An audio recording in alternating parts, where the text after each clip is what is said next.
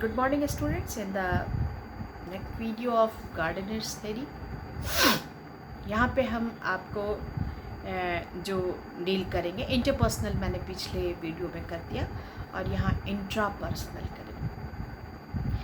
Interpersonal and intrapersonal में जो difference है वो ये कि इंटरपर्सनल में हम दूसरे लोगों को समझने की कोशिश करते हैं और इंट्रापर्सनल में हम खुद को समझने की कोशिश करते हैं।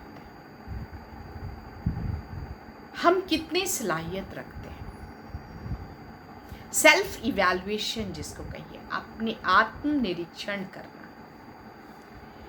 ऐसे बहुत सारे बच्चे हैं, बहुत सारे लोग हैं जो सेल्फ इवैल्यूएशन नहीं कर पाते, अपनी ही सोच, अपने नॉलेज लेवल, अपने इसकी ये समझ नहीं पाते हैं कि वो क्या है, क्या कर सकते हैं।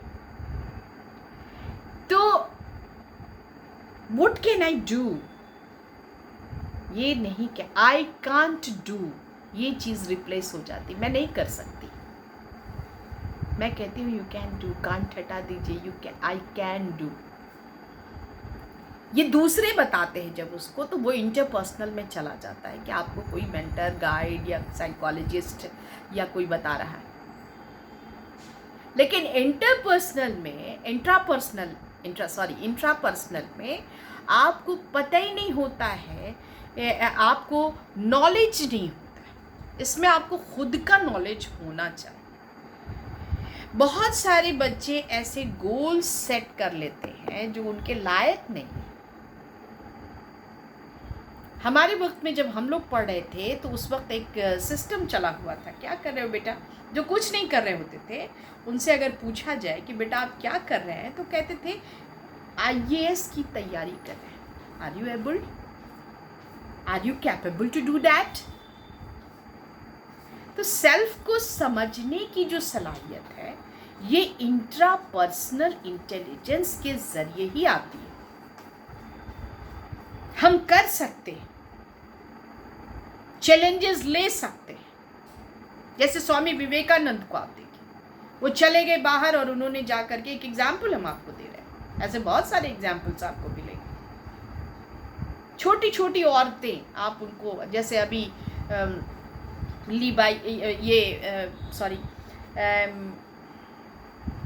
मधुबनी में एक औरत को अवार्ड दिया गया है जिसने मधुबनी पेंटिंग को इतना ऊंचा कर दिया। जब पैदा हुई होगी तो चिराग भी नहीं जला होगा, लेकिन उसने इंट्रापर्सनल में इंटेलिजेंस के जरिए समझा कि आई कैन डू, और रिकॉग्नाइज करा लिया खुद को। अब आप देखिए कि इंट्रापर्सनल में मैंने आपको स्वामी विवेकानंद की बात कही, और उन्होंने भी ऐसे एक आर्य समाज की स्थापना की, और वहाँ पर इंडियन माइथोलॉजी की, इंडियन हिंदू सनातन माइथोलॉजी को उन्होंने इस्टेब्लिश करने की कोशिश की। उन्होंने खुद को समझा। मैं बता रही हूँ कि ये इंटेलिजेंस कितना इम्पॉर्टेंट है, क्योंकि बहुत सारे लोग जानते ही नहीं हैं कि उनके अंदर सलाहियत क्या है। नो योर सेल्फ, आप खुद को जाने, व्हाट एबिलिटी यू हैव, और उस हिसाब से आप अपना गोल सेट करेंगे। अगर आप उस तरह से गोल सेट करेंगे तो आप कामयाब होंगे। अगर ओवर एस्टिमेशन ऑफ एबिलिटी कर लेते हैं कि हम ये कर सकते हैं, हम वो कर सकते हैं, हम ये कर सकते हैं, हम वो कर सकते हैं, तो आप कुछ नहीं कर पाएंगे। अंडर एस्टिमेशन कर लेते हैं तो सलाहियत रहते हुए भी आप कुछ नहीं कर पाएंगे। That is why intrapersonal intelligence is very important component of intelligence according to Gardner, and I agree with that. छोटे छोटे लोग, छोटे छोटे बच्चे जिनको एजुकेशन नहीं है, जिनको कुछ नहीं है, आप उनको देखिएगा कि वो वेल्डिंग की दुकान पे काम करते हैं और उनको धीरे धीरे ये स्किल डेवलप कर जाता है, आई कैन डू। बहुत सारे इलेक्ट्रिकल, मैं एक ऐसे बच्चे के संपर्क में हमेशा से रहती हूँ, बहुत छोटे से, 2012 और 13 से आता है वो मेरे पास, और उसने कोई डिग्री नहीं ली है, लेकिन कंप्यूटर का कोई भी प्रॉब्लम मेरे हस्बैंड उसका नाम कंप्यूटर धुरंधर रखे हुए हैं। तो हर प्रॉब्लम को सॉल्व करता है। That is intrapersonal.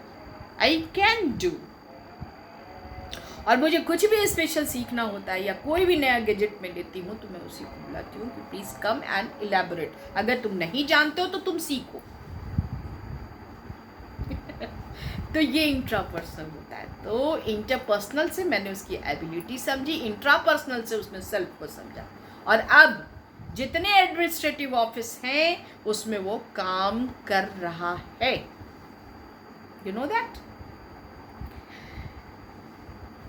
तो ये चीज़ जो है ये करियर ओरिएंटेड इंट्रापर्सनल में। और ऐसे लोग बहुत इंट्रोवर्ट होते हैं। ये लोग अकेले में काम करना चाहते हैं, अगर जिनको इंट्रापर्सनल एबिलिटी नहीं मालूम है और उनको अपनी सलाहियत का अंदाज़ा नहीं होता। ये अगर ये समझ गए तो फिर इनको रॉक करने से कोई नहीं रोक सकता है। Yes, you can do. तो हम लोग मोटिवेट करते हैं कि बच्चा आगे जा, तेरा रखा है रास्ता। नेक्स्ट जो पॉइंट है हमारा वो ये है नेचुरलिस्टिक इंटेलिजेंस का।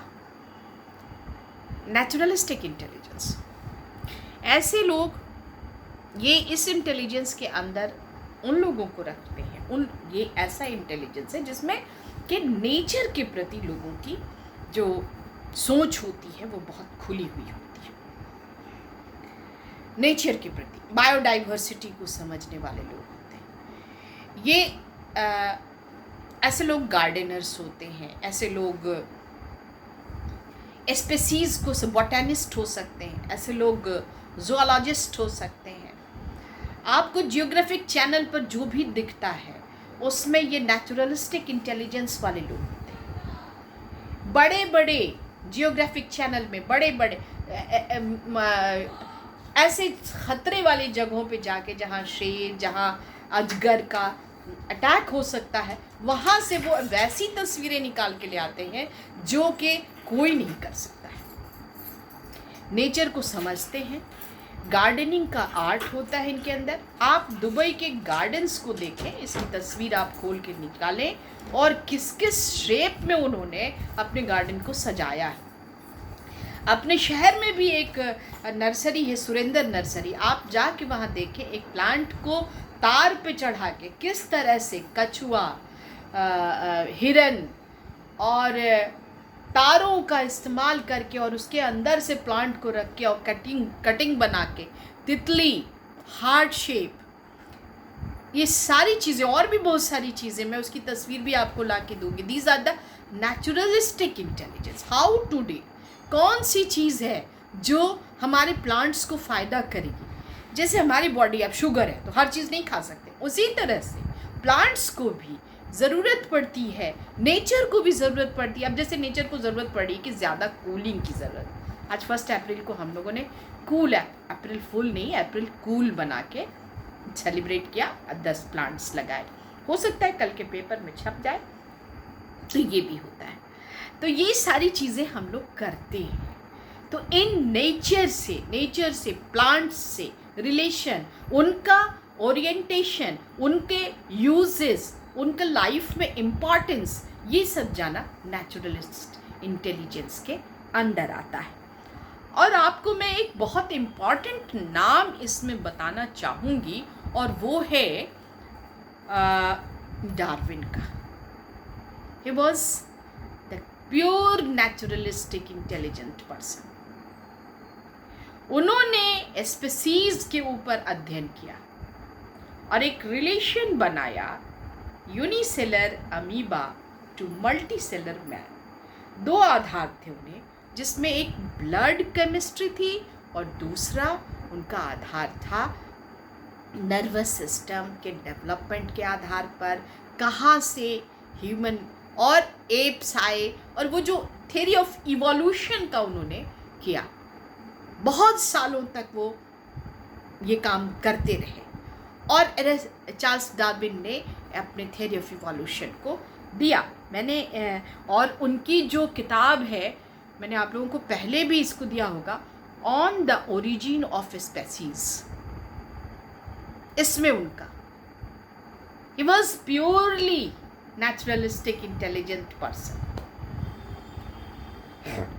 प्लांट्स का मैं मुझे लगता है कि मैं भी थोड़ा बहुत, कौन सा खाना किसको देना है, कितना पानी जैसे अब हम लोग हैं तो कुछ जानवर बहुत पानी पीता है, कुछ जानवर कम पानी पीता है। इंसान जो है वो, कुछ लोग हैं एक ही गिलास में हाथ भी धो लेते हैं, पानी भी पी लेते हैं, कुल्ला भी कर लेते हैं। तो ऐसे लोगों का, उनको कम पानी, जिनको बाद में किडनी का प्रॉब्लम हो जाता है, लेकिन लीस्ट वाटर का यूज़ करते हैं, तो ये अच्छा नहीं है। लेकिन ऐसे लोग होते हैं। अब कुछ जानवर है जो बहुत पानी पीता है, पानी में ही रहता है, पानी की चिड़िया रहती है, पानी का जानवर रहता है। लेकिन कुछ जानवर ऐसे भी होते हैं जिनको पानी की ज़रूरत ही नहीं पड़ती। डेजर्ट में रहने वाले कुछ प्लांट्स, डेजर्ट प्लांट्स हैं जिनको पानी नहीं चाहिए, ओवर वाटरिंग कर दीजिएगा, मर जाएगा, मर जाएगा, it will not, they will not grow. तो ओवर वाटरिंग नहीं, डेजर्ट रोज है जिसको अडेनियम कहते हैं, अडेनियम की डिफरेंट क्वालिटीज़ हैं। तो ये सारी चीज़ें जो हैं ये नेचुरलिस्टिक इंटेलिजेंस के अंदर आती हैं, और जिसका जो फ़ायदा है इस एबिलिटी को वेरियस पैटर्न्स को समझने में, plus sensitivity to in nature, ये भी सेंसिटिविटी, कितने जागरूक हैं आप नेचर के प्रति, ये चीज़ भी इसके अंदर आती है। कैसे हम अपने माहौल को स्वच्छ रखें, it is also the component of intelligence. मैंने सबसे बड़ा जो नेचुरलिस्ट इंटेलिजेंट पर्सन था चार्ल्स डार्विन, उसकी बात मैंने आपसे की। On the origin of species पर उनकी जो पुस्तक छपी और उसमें जो उन्होंने थ्योरी ऑफ इवोल्यूशन दिया, वो बहुत बड़ी, और विकासवाद का नियम एक बहुत बड़े नेचुरलिस्ट होने का उदाहरण है।